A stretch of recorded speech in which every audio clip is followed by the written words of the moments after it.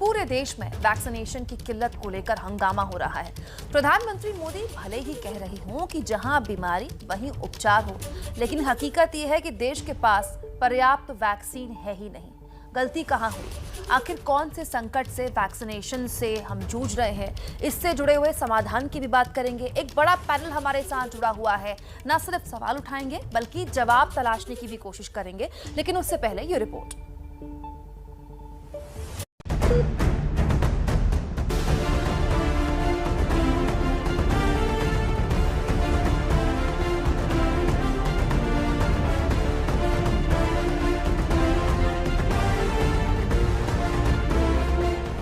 हमारी सारी व्यवस्थाएं, जहां बीमार वहीं उपचार। पीएम मोदी देश के लोगों का हौसला बढ़ाने के लिए भले ही जहां बीमार वहां उपचार वाली बात कह रहे हैं, लेकिन वैक्सीनेशन को लेकर सरकार के सामने कई संकट सिर उठाए खड़े हैं। क्या हैं ये संकट जिनकी वजह से देश में वैक्सीनेशन की रफ्तार थम सी गई है, और इस संकट के समाधान क्या हो सकते हैं?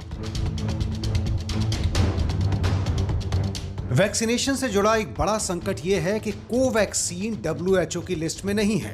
कोरोना महामारी के इस दौर में अंतर्राष्ट्रीय आवाजाही पर रोक लगी हुई है। कई देश वैक्सीन लगा चुके लोगों को यात्रा की छूट देने की तैयारी में हैं। लेकिन भारत बायोटेक में तैयार हुई स्वदेशी कोवैक्सीन के टीके लगवाने वालों को विदेश यात्रा की छूट नहीं मिली है। दरअसल जिन देशों ने अंतर्राष्ट्रीय यात्राओं की छूट दी है, उन्होंने अपनी खुद की रेगुलेटरी अथॉरिटी या फिर विश्व स्वास्थ्य संगठन यानी WHO की इमरजेंसी यूज लिस्टिंग की तरफ से स्वीकृत की गई वैक्सीन को ही मंजूरी दी है। इस लिस्ट में Moderna, Pfizer, AstraZeneca, Johnson and Johnson, Sinopharm और कोविशील्ड भी हैं, लेकिन कोवैक्सीन नहीं है। यानी कोवैक्सीन लगवाने वालों को अन्य देशों में एंट्री लेने में परेशानी का सामना करना पड़ सकता है।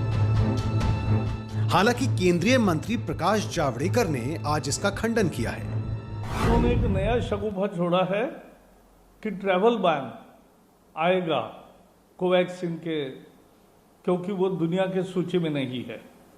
जहां तक मेरी जानकारी है वो प्रक्रिया चल रही है, लेकिन वर्ल्ड हेल्थ ऑर्गेनाइजेशन ने ऐसा कोई निर्णय ही नहीं लिया है।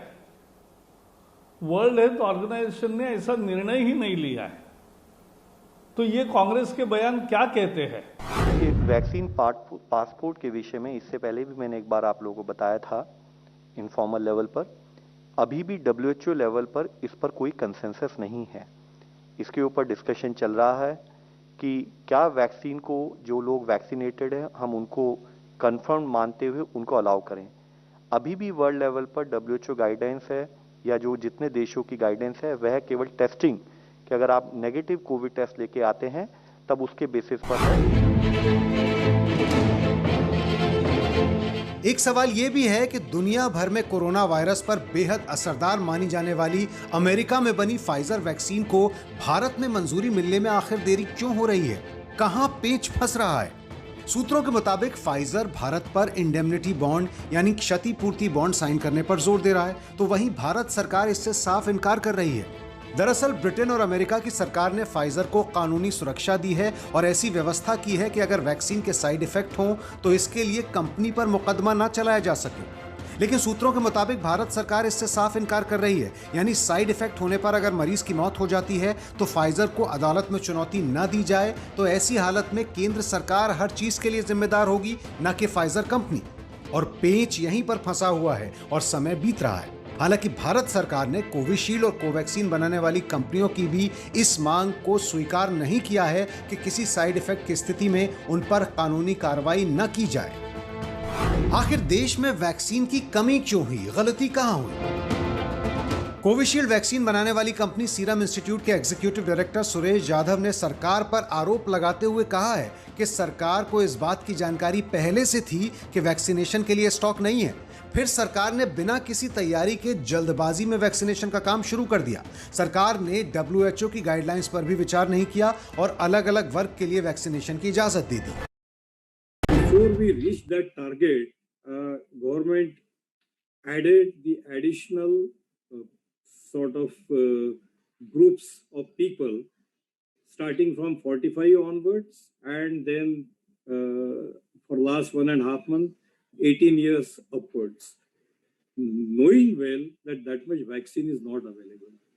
So I think that was one of the greatest, I think, lesson that we must learn from this particular experience, that whatever we decide, we must take into account what is the availability of the product and then decide to deploy it judiciously. Sir, मैं प्रशांत हूँ ABP news से।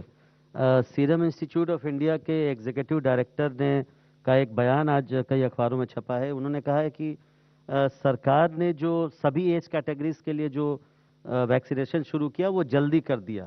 सरकार को मालूम था कि इतना vaccine available नहीं है। जो आपने एलिजेड कहा कि कोई बयान आया है, उसके ऊपर हमें कोई टिप्पणी नहीं करनी है, उनका व्यू हो सकता है। हालांकि कुछ दिन पहले अदार पूनावाला ने कहा था कि जुलाई से सीरम इंस्टीट्यूट हर महीने कोविशील्ड की 10 करोड़ डोज बनाएगी। इससे पहले कंपनी ने मई के अंत में प्रोडक्शन बढ़ाने की बात कही थी। तो सरकार के सामने संकट कई हैं। हालांकि अब ये साफ है कि देश में वैक्सीन की भारी कमी है और इसका कोई जल्द उपाय सरकार के पास फिलहाल नहीं है। वहीं दिल्ली के मुख्यमंत्री अरविंद केजरीवाल ने आज डिजिटल प्रेस कॉन्फ्रेंस करके बताया कि वैक्सीन की कमी के कारण दिल्ली में रविवार से 18 उम्र से ज्यादा के लोगों का वैक्सीनेशन बंद किया जा रहा है। उन्होंने कहा कि टीके का भंडार खत्म होने की वजह से 18 से 44 आयु वर्ग के लिए टीकाकरण केंद्रों को बंद करना पड़ेगा। लेकिन इसके साथ ही सीएम केजरीवाल ने वैक्सीन की कमी जल्द दूर करने के लिए केंद्र सरकार को 4 सुझाव भी दिए हैं। देश में वैक्सीन बनाने वाली ढेरों कंपनियां हैं।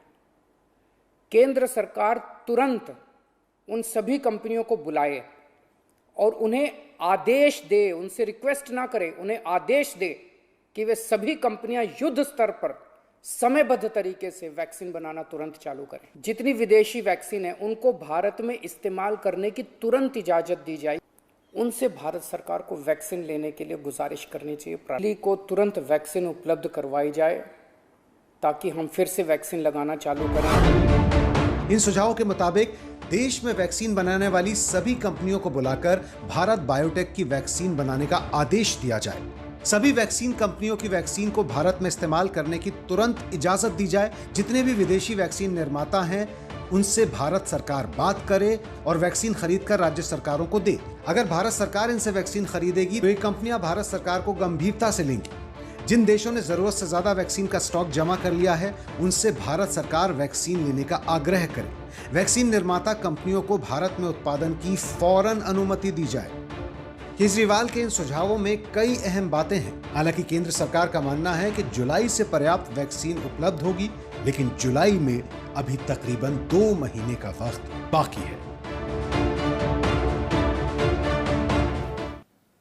तो कुल जमा बात यह कि प्रधानमंत्री कह रहे हैं जहां बीमार वहीं उपचार, लेकिन देश को है वैक्सीन की दरकार। इस मुद्दे पर बातचीत के लिए हमारे साथ जुड़ गए हैं इंडियन मेडिकल एसोसिएशन के जनरल सेक्रेटरी डॉक्टर जयेश लेले, आईसीएमआर के सलाहकार और कम्युनिटी मेडिसिन के एक्सपर्ट डॉक्टर सुनीला गर्ग, और भोपाल से हमारे साथ जुड़ गए हैं एमपी में नेशनल हेल्थ मिशन के डायरेक्टर डॉक्टर संतोष शुक्ला। इसके साथ साथ वैक्सीन का उत्पादन बढ़ाने और विदेश से वैक्सीन लाने में क्या क्या कानूनी अड़चनें हो सकती हैं या आ रही हैं, इस पर हमारे साथ वकील अंश लथुरा भी जुड़ गए हैं। आप सभी का बहुत बहुत स्वागत। डॉक्टर जयेश लेले, आपसे मैं चर्चा की शुरुआत करने जा रही हूँ। कहाँ तो 1 साल पहले बड़ी बड़ी बातें हो रही थी कि भारत जो है वो दुनिया भर का वैक्सीन हब बन जाएगा, लोकल टू वोकल की बात हो रही थी। अब यह हाल हो गया है कि विदेशी कंपनियां भी इंटरेस्ट नहीं ले रही हैं।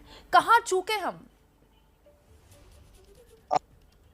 जैसे बताया और जैसे आपने रिपोर्ट में देखा, वैक्सीन का स्ट्रैटेजी और प्लानिंग पूरी तरह से इंडिया में ये जो अभी का फिलहाल जो चल रहा है वो बहुत ही गलत ढंग से चल रहा है।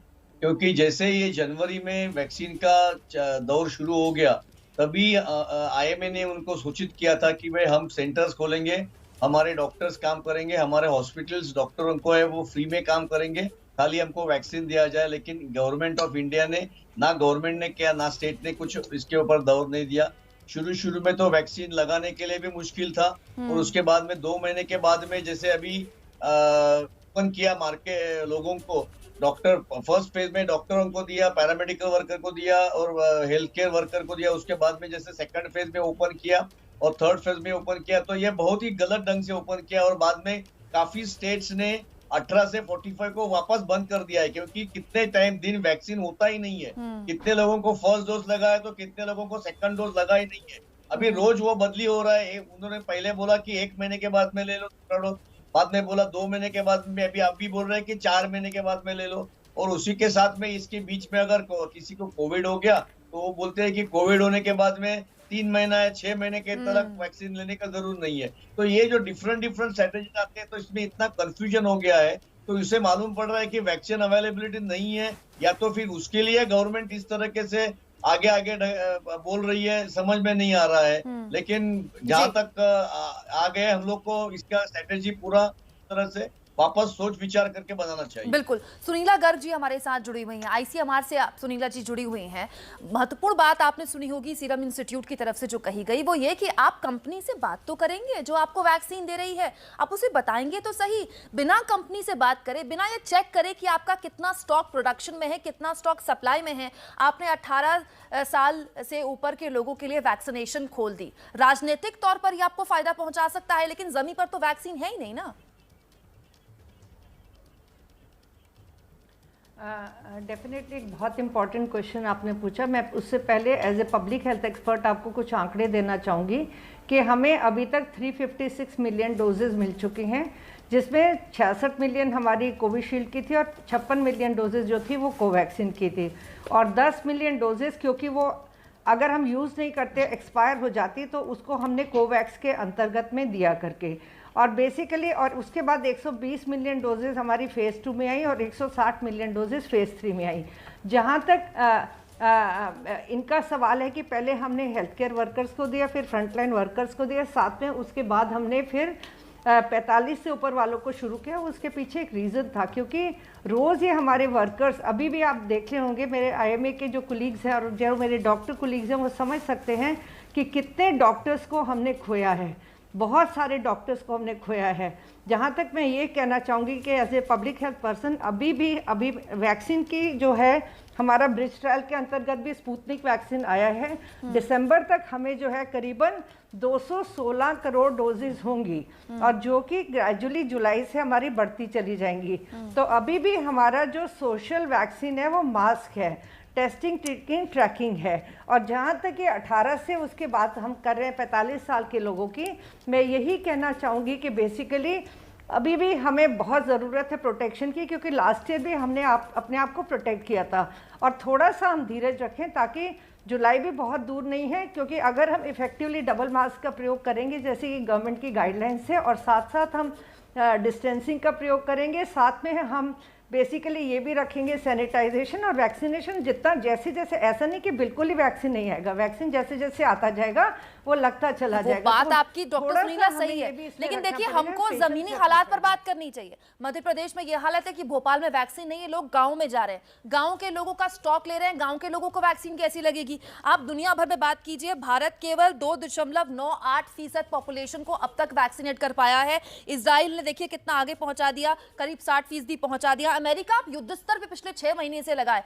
बात यह कि ऐसा नहीं कि दुनिया भर के मुल्कों ने गलतियां नहीं की, लेकिन उन्होंने अपने गलतियों से सबक सीखा, लेकिन हम लगातार उन गलतियों से आगे नहीं बढ़ पा रहे हैं। डॉक्टर संतोष शुक्ला, आप तो नेशनल हेल्थ मिशन से जुड़े हुए हैं, आप मुझे बताइए कि जब जमीन पर लोगों को पहले आप समझाते हैं, बताते हैं कि देखिए वैक्सीन कितनी जरूरी है, उनको जागरूक करते हैं, और फिर जब वो पहुंचते हैं सेंटर में तो वैक्सीन होती नहीं, फिर क्या करते हैं आप लोग?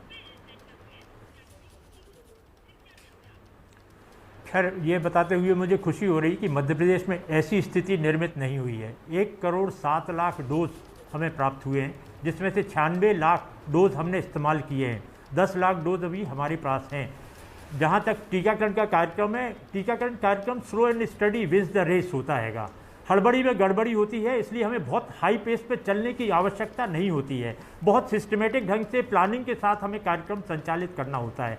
हम आपको बताएं, 16 जनवरी को जब टीकाकरण कार्यक्रम चालू हुआ था तो हाई रिस्क ग्रुप का कंसेप्ट आया था। उसमें सबसे पहले हमने हेल्थ केयर वर्कर को 95% वर्कर्स को हमने टीकाकृत किया।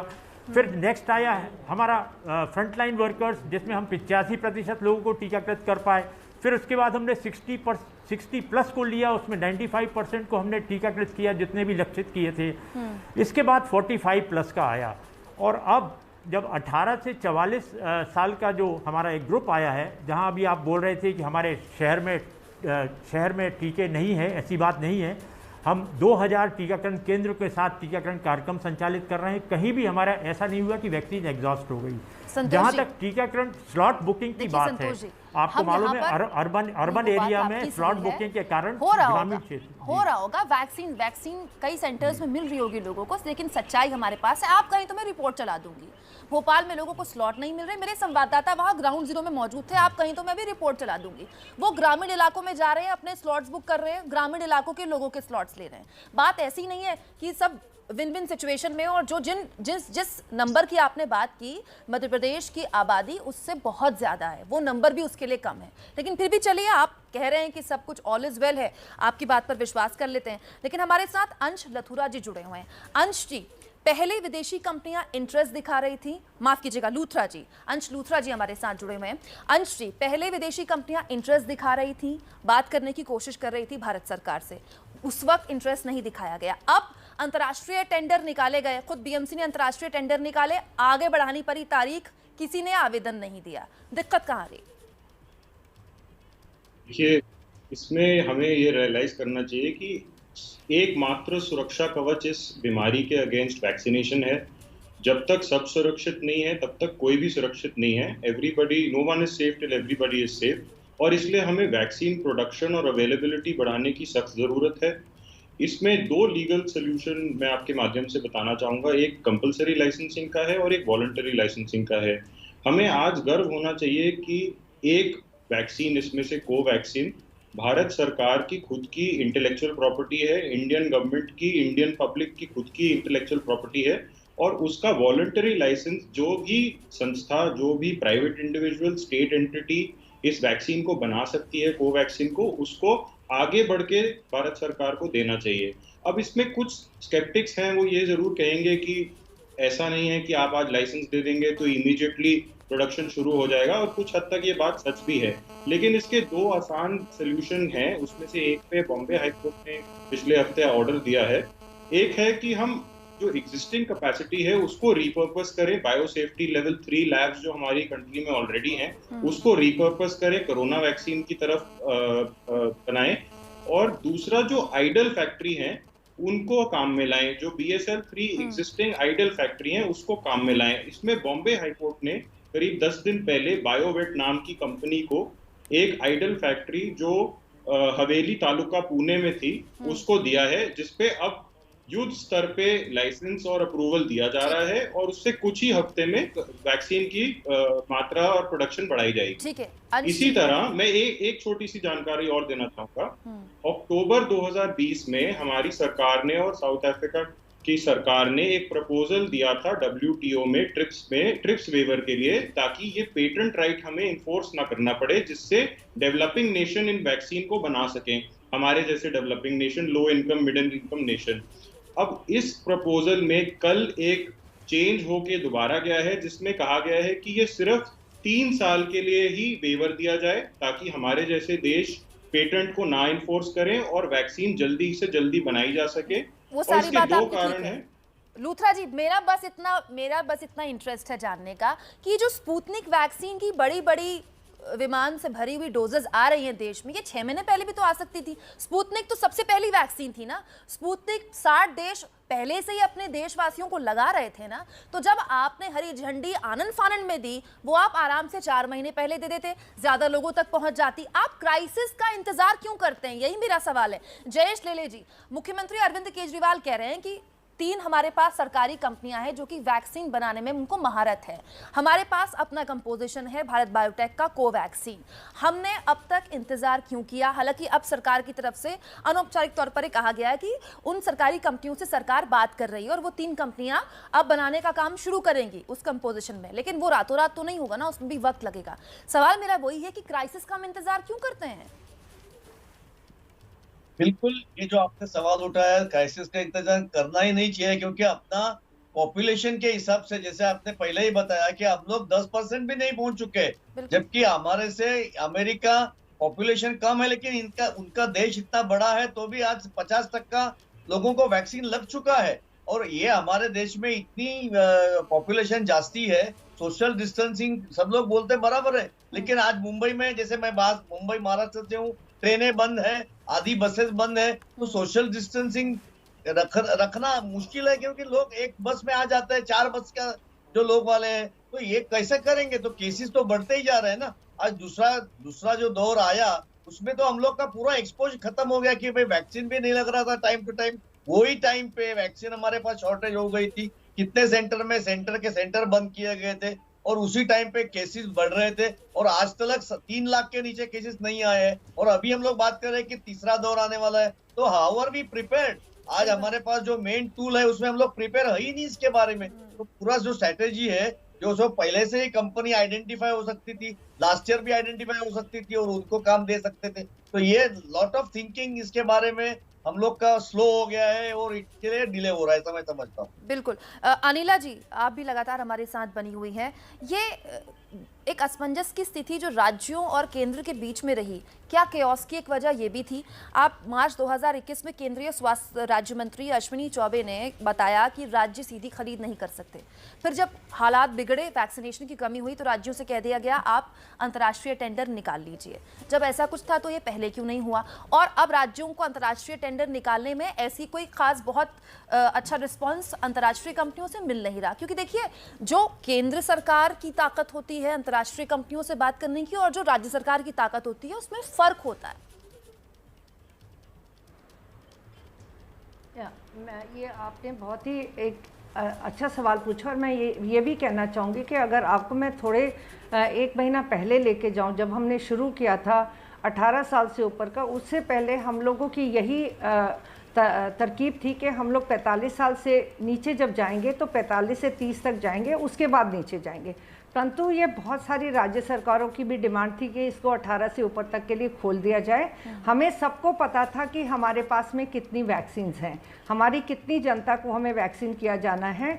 इसी तरीके से तैयारी चल रही थी और इसी तरीके से ब्रिज ट्रायल भी अप्रूव हुए, यानी कि हम लोग स्पुतनिक वैक्सीन भी उसके अंतर्गत में आया, क्योंकि ये बहुत आसान नहीं है कि वैक्सीन बाहर से लेके आना और अपने लोगों पर उपयोग करना, क्योंकि जब उसकी पॉपुलेशन जो यूएस की पॉपुलेशन, इंडिया की पॉपुलेशन, या अगर हम रशिया की पॉपुलेशन करें तो उसमें हमें जो है पहले वो वैक्सीन को ब्रिज ट्रायल के अंतर्गत पहले अपनी जनता पे एक हफ्ते के लिए मुझे बात बताइए अनिला जी, चलिए छोड़िए आपकी सारी बातें मैंने मानी। एक मिनट आप मुझे बात बताइए। आपने खुद अभी कहा नहीं बहस, अनिला जी हम बहस थोड़ी कर रहे हैं, हम तो बातचीत करें ताकि लोगों को जानकारी मिले। बस आपने अभी इससे पहले अपने जवाब में कहा था कि लक्ष्य ये है कि दिसंबर तक हम देश को वैक्सीनेट कर देंगे। ये लक्ष्य आज बना, ये लक्ष्य 6 महीने पहले क्यों नहीं बना? अब तक तो लक्ष्य हम हासिल कर लेते। नहीं, ये लक्ष्य आज नहीं बना। ये लक्ष्य अगर हम देखेंगे तो इसके बारे में चर्चा जो है नीति आयोग के द्वारा करीबन 1 महीने से डॉक्टर पॉल ने भी बताया था कि 216 करोड़ डोजेज हमारे पास आएंगी, जिसमें कोविशील्ड के 750 मिलियन है, कोवैक्सीन के 550 जो कि हमारी अपनी डोजेज हैं। इसके अलावा हमारे पास में जाइडस कैडिला की डोजेज 50 मिलियन आएंगी। नेज़ल वैक्सीन जब आ जाएगा तो हम बिल्कुल ही, क्योंकि वो नेज़ल रूट के माध्यम से दिया जाएगा तो उसको हमें देने में कुछ भी दिक्कत नहीं होगी। साथ में हमारी जिनोवा की वैक्सीन है जिसके लिए 60 मिलियन डोजेज आएंगी। प्राइमरली मैं बार बार यही स्ट्रेस कर रही हूँ आपके चैनल के माध्यम से कि हमें पता है कितनी वैक्सीन डोजेस है और गवर्नमेंट भी पूरी तैयारी कर रही है, पर साथ साथ हम ये भी मैसेज लोगों को दें कि आपका सोशल वैक्सीन आज भी मास्क है। मैं आज भी 30 से 40% डॉक्टर्स का या फ्रंटलाइन वर्कर्स का, या मैं अपना खुद का भी एग्जाम्पल दे सकती हूँ कि जिसको कि माइल्ड इन्फेक्शन हुआ तो मैं ज़रूर ट्रांसमिट कर सकती थी। तो आज भी अगर वैक्सीन भी मैं लगाती हूँ तो आज भी मुझे मास्क का प्रयोग करना बहुत ज़्यादा आवश्यक है। तो ये हमें ज़रूर ये चीज़ें ध्यान में रखनी पड़ेंगी। इंडिया एक बहुत बड़ा देश है, आप देखेंगे बहुत सारे साथ साथ चैलेंजेस आ रही हैं पेंडेमिक के। कहाँ हमने ऑक्सीजन की बात की, कहाँ हमने रेमडेसिविर की बात की, कहाँ। जी, थैंक यू सो मच। आप बने रहिए हमारे साथ, मुझे छोटा सा ब्रेक लेना पड़ रहा है। हालांकि आपने जो लगातार आंकड़े गिनाए कि इतनी वैक्सीन आएंगी, इतनी वैक्सीन आएगी, ना जाने वो कब आएंगी और तब तक उसकी कीमत हमें कितनी बड़ी चुकानी पड़ेगी, लेकिन आप कह रही हैं आएंगी तो हम विश्वास कर लेते हैं आएंगी। छोटा सा ब्रेक हम यहाँ पर ले रहे हैं। ब्रेक के बाद हमने बहुत सारे सवाल उठाए, अब ब्रेक के बाद हम समाधान पर बात करेंगे। जितनी भी गलतियां हुई सो हुई, अब आगे का रास्ता क्या होना चाहिए, देखते रहिए एबीपी न्यूज। देश ने कई महीनों लगातार इंतजार किया वैक्सीन का कि उसको वैक्सीन मिल जाए, और जब वैक्सीन आई तो वैक्सीन है नहीं। अंत में वैक्सीन सेंटर्स देश की राजधानी दिल्ली से लेकर देश के कई राज्यों में, कई शहरों में, कई गांवों में बंद हो गए हैं क्योंकि वैक्सीन की भारी किल्लत से इस वक्त भारत जूझ रहा है। अब एक बड़ा पैनल लगातार हमारे साथ बना हुआ है और हमने ब्रेक में जाने से पहले अब तक वैक्सीन की बनाई हुई नीतियों को लेकर क्या क्या खामियां, क्या क्या गलतियां रही और इसके लिए जिम्मेदार कौन रहा, उस पर मंथन किया। लेकिन चर्चा का मतलब होता है जब चर्चा से कोई फलसफा निकले, कोई उससे कंक्लूजन निकले। अंश लूथरा जी, क्या हुआ उस पर बात हो गई, अब क्या होना चाहिए आपके हिसाब से? दो सबसे बड़े फैसले जो तुरंत होने चाहिए।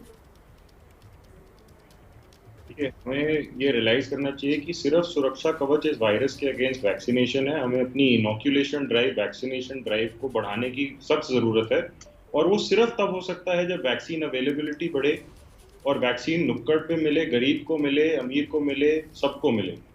अब इसके लिए सबसे आसान काम ये है कि कोवैक्सीन की जो पेटेंट ओनर है वो इंडियन गवर्नमेंट है। ICMR, NIV पुणे और भारत बायोटेक ने मिलके ये बनाई है, गवर्नमेंट एफर्ट के थ्रू बनी है, इसमें पब्लिक मनी लगा है।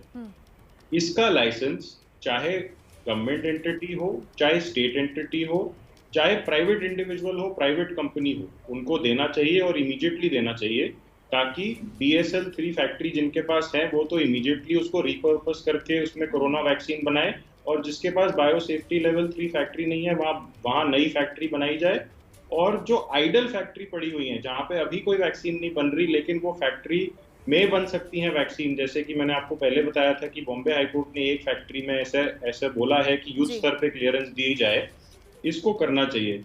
और सिर्फ लाइसेंस देने से काम नहीं होगा, हमें टेक्नोलॉजी ट्रांसफर भी करना पड़ेगा लाइसेंस देने के बाद और पर्याप्त ट्रेनिंग भी देनी पड़ेगी। तो ये जब तक ये सारा काम इकट्ठे नहीं होगा और युद्ध स्तर पे नहीं होगा तब तक हम वैक्सीन प्रोडक्शन नहीं बढ़ा पाएंगे और इसका सिर्फ एक इलाज है वैक्सीन प्रोडक्शन बढ़ाना, किफायती बनाना और अवेलेबल बनाना। संतोष शुक्ला जी, अब वक्त आ गया है जब केंद्र अपने बड़े भाई की भूमिका में आए, अभिभावक की भूमिका में आए, फेडरल स्ट्रक्चर की कीमत को समझे, उसकी वैल्यू को समझे और राज्य सरकारों को एक तरह से छूट दे। अभी तो राज्य सरकारें किस कंपनी से कितना खरीदेंगी इसका कोटा भी केंद्र सरकार तय करती है। केंद्र सरकार इस भूमिका में आए, अगर उसको बाहर से खरीदनी पड़ रही है तो बाहर से खरीदे, अगर उसको प्रोडक्शन बढ़ाना पड़ रहा है तो प्रोडक्शन बढ़ाए और जल्दी से जल्दी राज्यों को वितरण करे वैक्सीन।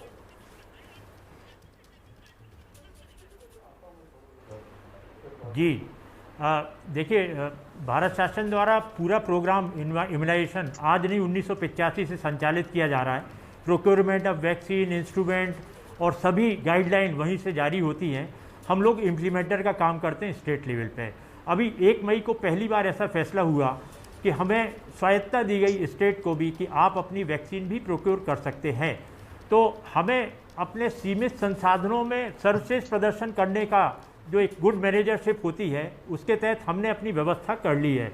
व्यवस्था ये की है कि पहले तो हमें अपनी प्लानिंग को देखना है कि मेरे पास जो सीमित व्यवस्था है उसके अंदर हम आउटब्रेक रिस्पॉन्स इम्यूनाइजेशन के एक सेशन लगाएं, यानी उन एरिया में जाएं जहां हाई रिस्क पॉकेट है, सबसे ज़्यादा जहां बीमारी फैली है, उसके आसपास रिंग इम्यूनाइजेशन का एक व्यवस्था की जाए।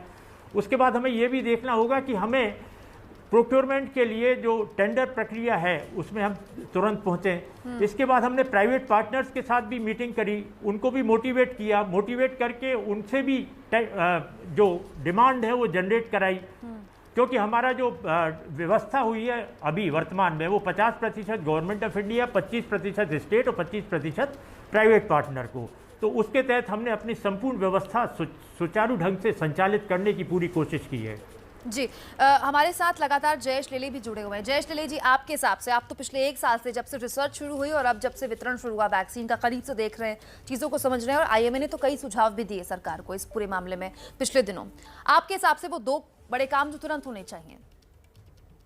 2 काम तुरंत होने चाहिए, उसमें से एक काम जैसे बताया कि नई जो फैक्ट्रीज है वो नया फैक्ट्रीज का नूतनीकरण और जो भी जरूर है वो कर सके और उतना करने का, लेकिन उसका भी जो प्रोसेस है उसको कितना टाइम लगेगा, मेरे ख्याल से वो करने के लिए भी 3 से 4 महीने लग सकते हैं, ऐसा मैं अंदाजन मानता हूँ। और इसी के साथ में ये टोटल वैक्सीन का प्रोडक्शन हम लोग आज के तारीख में नहीं, हम लोग प्रोजेक्टेड वैक्सीनेशन का कॉस्ट देखना चाहिए कि प्रोजेक्टेड वैक्सीनेशन आज हमारी जो रिक्वायरमेंट है वो कितने टाइम में हम लोग कम कर सकेंगे, मतलब क्लोज कर सकेंगे। तो उसके लिए ये सफिशिएंट है क्या नहीं है, ये सफिशिएंट आज के तारीख में अगर नहीं दिख रहा है तो दूसरी जैसे स्पुतनिक हमने मंगवाया, फाइजर इज रेडी, और वैसे ही जो इंडिया में बाहर के कंपनीज को वर्ल्ड में से जो वैक्सीन लाने के लिए तैयार है, उसको हम लोगों ने जल्दी से जल्दी प्रमोशन करके, वो थोड़ा कॉस्टली पड़े, अगर जिसको कॉस्टली चाहिए वो कॉस्टली ले सकता है, लेकिन हमारा काम है कि वो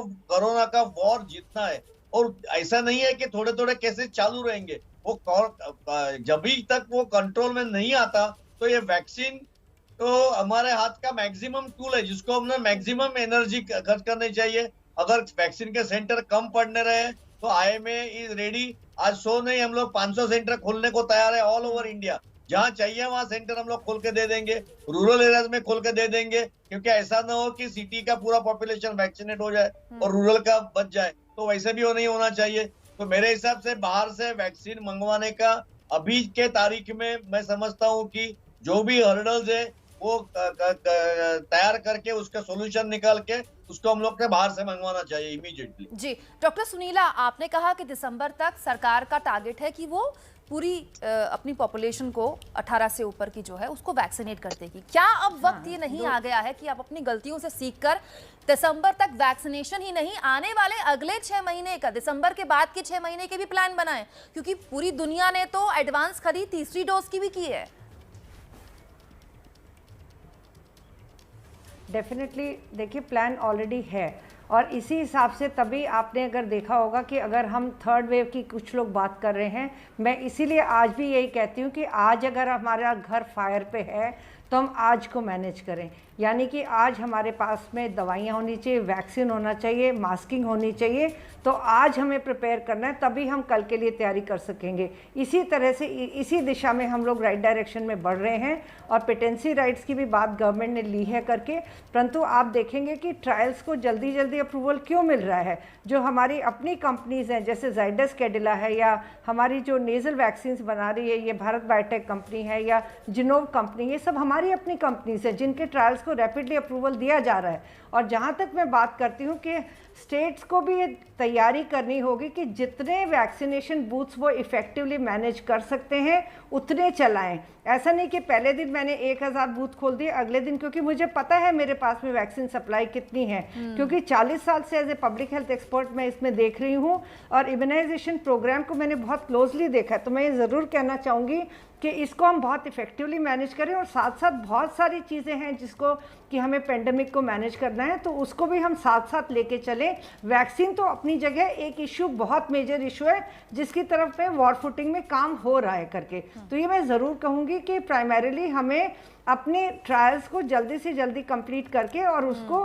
मार्केट में आना है। इसी हिसाब से हमने ये 216 करोड़ डोजेस का हमने जो है वो दिया, सरकार ने प्रावधान बताया कि 216 डोज जब अवेलेबल होंगी हमारे पास में, तो उसी हिसाब से आप देखेंगे अगर हम 137 करोड़ की बात करते हैं तो अभी 216 करोड़ ये एडल्ट्स की मैं बात कर रही हूँ, जिसमें कि हमने प्रिज्यूम किया था कि हम 80 करोड़ लोगों को 2 डोजेज लगाएंगे, यानी कि 160 करोड़ डोजेज, क्योंकि हर एक को ज़रूरत नहीं है। आपको हर्ड इम्यूनिटी ये भी मैं आपको बता दूं कि सिर्फ वैक्सीनेशन से आएगी, इन्फेक्शन से नहीं आएगी। तो इसीलिए आपका जो है वैक्सीनेशन लगाना बहुत ज़रूरी है करके, तो इसीलिए इस दिशा में वॉर फुटिंग पे डेफिनेटली काम हो रहा है कर। ठीक है लूथरा जी, फाइजर से बातचीत हो रही है लेकिन देरी इसलिए हो रही है क्योंकि क्षतिपूर्ति बॉन्ड साइन करने को फाइजर कटिबद्ध कर रहा है भारत सरकार को, जो कि भारत सरकार उसके लिए राजी नहीं है। आपको लगता है कि पेच इसी की वजह से फंसा है और इस पर आगे क्या काम हो सकता है? देखिए, ये एक अच्छी डिसीजन है। इसमें सुप्रीम कोर्ट ने भी बोला है कि हम भारत सरकार को नच कर सकते हैं, बाकी फाइनल डिसीजन पॉलिसी डिसीजन है जो भारत सरकार को ही लेना पड़ेगा। अब फाइजर अगर इम्यूनिटी मांग रहा है, जो भारत सरकार ने, आपको बताना चाहूंगा, बाकी तीनों वैक्सीन वालों को नहीं दी है, ना स्पुतनिक को दी है, ना कोवैक्सीन को दी है और ना एस्ट्राजेनेका को दी है। तो ये अगर कोई एक्स्ट्रा डिमांड हो रही है फाइजर की तरफ से, तो इसको भारत सरकार को बैलेंस करना है, क्योंकि ये अल्टीमेटली एक पॉलिसी डिसीजन है। और इसमें सुप्रीम कोर्ट ने भी बोला है कि अल्टीमेटली भारत सरकार को प्रोज एंड कॉन्स बैलेंस करके ही आगे बढ़ना पड़ेगा। इसमें मैं आपको एक चीज और जरूर बताना चाहूंगा कि सुप्रीम कोर्ट ने बोला है हम इसमें सिर्फ एक डायलॉजिकल रोल प्ले कर सकते हैं, एक गाइडिंग रोल प्ले कर सकते हैं। अल्टीमेट प्लानिंग और पॉलिसी सब भारत सरकार के ऊपर है। प्रोक्योरमेंट सेंट्रलाइज्ड हो या डिसेंट्रलाइज्ड हो, या सेंट्रलाइज्ड प्रोक्योरमेंट के बाद डिसेंट्रलाइज्ड डिस्ट्रीब्यूशन हो, ये सारी पॉलिसी भारत सरकार की है। सुप्रीम कोर्ट ने ये भी कहा है कि भारत सरकार को ये देखना चाहिए कि आर्टिकल 14 और आर्टिकल 21 राइट टू इक्वालिटी और राइट टू लाइफ के टेस्ट को ये मीट करनी चाहिए इनकी पॉलिसी, जो भी पॉलिसी ये बनाए। तो अल्टीमेट डिसीजन भारत सरकार का है। इसमें मैं आपको जरूर ये भी बताना चाहूंगा कि ऐसा नहीं है कि सरकार काम नहीं कर रही। सरकार ने 3 वॉलंटरी लाइसेंस ऑलरेडी दिए हैं, एक हैफकिन को, एक इंडियन इम्यूनोलॉजिकल को और एक पिपकॉल को। तो वैक्सीन बढ़ाने का काम हो रहा है, लेकिन हमें और युद्ध स्तर पे काम करना चाहिए, और लाइसेंस देने चाहिए और प्रोडक्शन बनाने चाहिए। जी, हमारे साथ जयेश लेले भी लगातार बने हुए हैं। जयेश लेले, आईएमए ने पिछले कुछ दिनों में खास सुझाव सरकार को दिए। क्या आपको लगता है कि हम समझने में कहीं भूल कर गए? हमको लगा कि हर्ड इम्यूनिटी आ गई है, इतने बड़े स्तर पर वैक्सीनेशन की ज़रूरत ही नहीं होगी, और फिर जब वैक्सीन को लेकर किल्लत फिर मांग पैदा हुई तो अचानक से हमने बिना ये सोचे समझे कि हमारे पास वैक्सीन है भी कि नहीं है अवेलेबिलिटी, 18+ के लिए वैक्सीन खोल दी। जबकि सबसे बुनियादी काम हमारी कंपनियों को पैसा देना एडवांस में, वो तो हमने किया ही नहीं। लेकिन ये जो हर्ड इम्यूनिटी का जो आप बात कर रहे हैं, हर्ड इम्यूनिटी आने के लिए बहुत टाइम लगता है। खाली इन्फेक्शन स्प्रेड होने से, मतलब इन्फेक्शन लोगों को होने से, अगर आप देखने को जाएंगे तो इन्फेक्शन आज ऑल इंडिया के पॉपुलेशन में कितने लोगों को इन्फेक्शन हो गया है, इससे हर्ड इम्यूनिटी नहीं होती है। और उसकी वैक्सीनेशन भी कौन चुकाएगा? पैसा कौन देगा? लेकिन ने पैसा दिया ही नहीं है, जैसे आपने बताया, जितना पैसा देना चाहिए। हर्ड इम्यूनिटी के उम्मीद में ब्रिटेन भी रहा, लेकिन उसने कितनी जाने गंवाई। बात इसकी है कि हर्ड इम्यूनिटी के चक्कर में आप न जाने कितने लोगों की जिंदगी आफत में डाल देंगे ना। बराबर है, 56 to 58% मिनिमम लोग इन्फेक्शन होंगे तभी हर्ड इम्यूनिटी का चालू हो जाता है। तो हमारे पास उतने नहीं पहुंचे है, तो हमको अभी बहुत काम करना बाकी है। ये सब कैलकुलेशन सीनियर्स ने अच्छी तरह से जम के, अच्छी तरह से सोच के करना चाहिए था, वो हम लोग फेल हो गए ये करने के लिए। आप मानते हैं कि हम लोग फेल हो गए इस पूरे काम को करने में? सुनीला गर्ग जी माफ कीजिएगा, मेरे ख्याल से हाँ कहिए। हाँ जी, कहिए।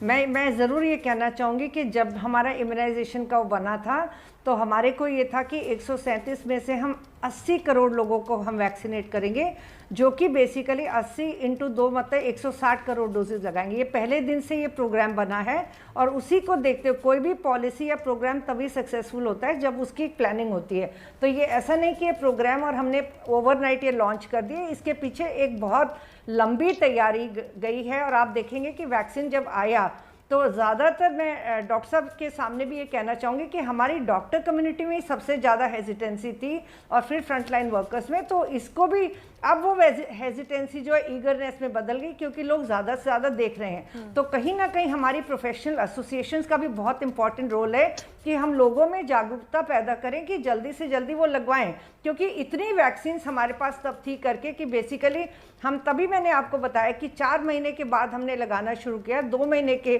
भीतर वैक्सीन की एक अपनी एक्सपायरी भी होती, तो हमने कोवैक्स के अंतर्गत 10 मिलियन डोजेस को भेजा।